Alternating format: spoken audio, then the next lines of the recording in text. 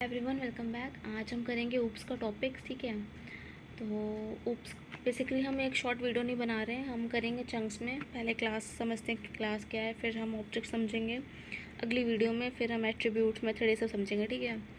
तो अभी हम शुरू करते हैं कि ऊप्स एग्जिस्ट क्यों करता है। ऊप्स से पहले क्या था? तो ऊप्स के पहले क्या था?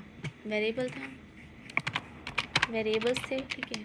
फंक्शंस थे जिसके अराउंड हम काम कर रहे थे। जैसे कि हमने बनाया नेम, हमने लिखा वेरिएबल नेम और ABC दी थी, ठीक है। फिर हमने दिया उसको एज दे दी हमने 10, ठीक है। फिर हमने एक फंक्शन बनाया जो कि शो करेगा ये डेटा, और हम प्रिंट करेंगे नेम एंड प्रिंट करेंगे उसकी एज, ठीक है। तो इसके अराउंड चल रहा था सब कुछ, लेकिन ये स्मॉलर स्क्रिप्ट के लिए, स्मॉलर वेरिएबल्स वैल्यूज़ के लिए तो ठीक है। लेकिन अगर हम बात करें बड़े प्रोडक्ट्स के लिए, लार्ज स्केल के पे, जैसे कि इंस्टाग्राम है जिसके पास मल्टीपल यूज़र्स है, ठीक है, मल्टीपल प्रोडक्ट्स है, मल्टीपल पेमेंट्स होते हैं, पेजेस हैं मल्टीपल, ठीक है। तो रैंडम वेरिएबल और रैंडम फंक्शन से सब कुछ हैंडल नहीं हो पाएगा, ठीक है, क्योंकि थाउजेंड्स ऑफ एंटिटीज़ हैं उसमें, ठीक है। तो फंक्शंस और वेरिएबल बना के सिर्फ हैंडल नहीं किया जाता, ठीक है, क्योंकि कोड क्या हो जाएगा, मेसी लगेगा, मेंटेन नहीं कर पाएंगे, मॉडिफिकेशन में प्रॉब्लम होगी, ठीक है, स्केल करना डिफ़िकल्ट होगा। तो इसलिए ऊप्स का कॉन्सेप्ट आया पिक्चर में, ठीक है। तो ऊप्स ने क्या दिया कि रिलेटेड डेटा, जो एक जैसे डेटा और बिहेवियर है, उनको साथ में कर दो। ऐसे एक एग्जांपल दे सकते हैं कि मान लो पेशेंट हॉस्पिटल है, ठीक है। तो हॉस्पिटल में मल्टीपल पेशेंट होते हैं। तो मान लो पेशेंट वन है, ए है या वन है, उसका एज, नेम, उसकी डिज़ीज़ क्या है, उसका एड्रेस कहाँ है, वो सब डेटा एक में हम कर देते हैं, एक क्लास बना लेते हैं उसकी। देन दूसरे पेशेंट के लिए अलग, तीसरे पेशेंट के लिए अलग। तो मल्टीपल डेटा, मल्टीपल ऑब्जेक्ट्स हम क्रिएट कर सकते हैं। बट इसमें अगर हम फंक्शन बनाएंगे, multiple variables, multiple function use करना पड़ेगा हमें, ठीक है।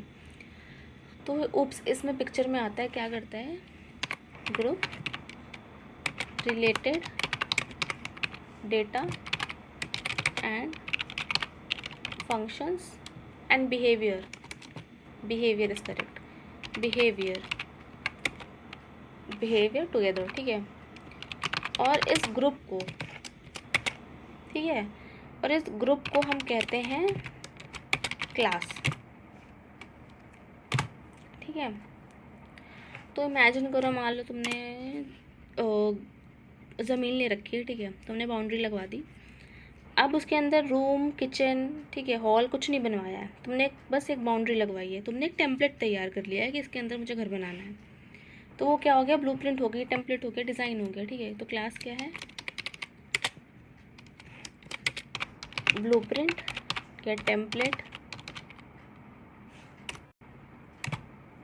या डिज़ाइन है, ठीक है।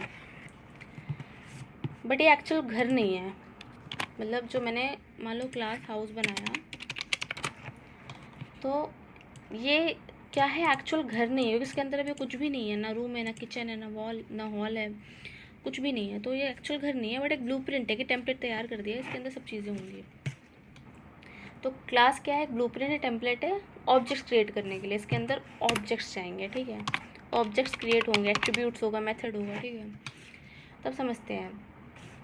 अब ये क्लास बनाते हैं, सी कैपिटल में होगा क्लास के लिए, और जो उसका नाम होगा क्लास का वो डी कैपिटल होगा उसका। एक डॉग क्लास बनाते हैं और अभी के लिए पास लिख देते हैं। कुछ अभी हमारे पास ऑब्जेक्ट नहीं है, अभी सिर्फ क्लास के बारे में समझते हैं। पास कब लिखते हैं यार, अगर पास नहीं लिखेंगे तो पाइथन ना एरर थ्रो करेगा। तो पास बेसिकली ना मेमोरी लेता है, ना कोई ऑब्जेक्ट है, ना कोई वेरिएबल है, कोई ऑपरेशन नहीं हो रहा है, जस्ट एरर ना थ्रो करे, इसलिए हम पास यूज़ कर रहे हैं। तो अभी के लिए हम यही यूज़ करते हैं। तो क्लास क्या हमने समझा, ब्लूप्रिंट है, और ये क्लास का नाम है जो कि कैपिटल, फर्स्ट लेटर कैपिटल होना चाहिए, क्लास में सी स्मॉल होगा। अब जैसे सेलेनियम में हमें क्लास बनानी होगी, हमें यूज़ करना होगा, हम क्या करेंगे, क्लास, अगर हमें लॉगिन पेज बनाना है तो हमने बनाया लॉगिन पेज, बाकी रेस्ट उसके एट्रीब्यूट्स वगैरह आ जाएंगे, ठीक है। अभी के लिए पास कर देते हैं। आई थिंक अभी कुछ प्रिंट होगा नहीं अगर करते हैं।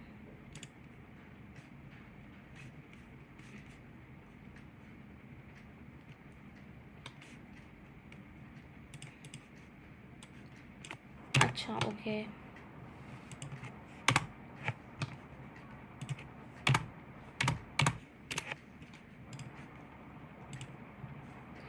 क्योंकि अभी कुछ डेटा है नहीं, कुछ प्रिंट किया नहीं तो कुछ आएगा नहीं। ठीक है, ये वर्क कर रहा है। तो अगली वीडियो में हम ऑब्जेक्ट समझेंगे, ऑब्जेक्ट्स क्या है।